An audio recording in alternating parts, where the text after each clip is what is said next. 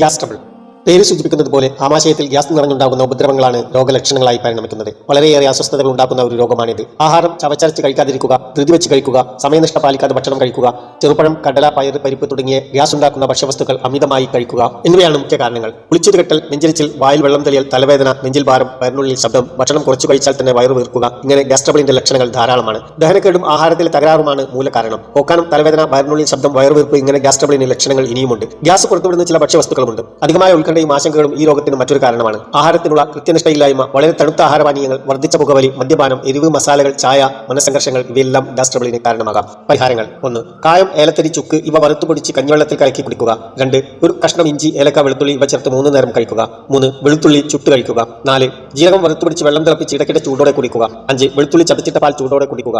6. കരിങ്ങാലിക്കാതൽ ചതച്ചിട്ട് വെള്ളം തിളപ്പിച്ച് ചെറു ചൂടോടെ കുടിക്കുക. 7. വെളുത്തുള്ളി ചേർത്ത ആവണക്കെണ്ണ ചുടുപാലിൽ രാത്രി കഴിക്കുക. നന്ദി.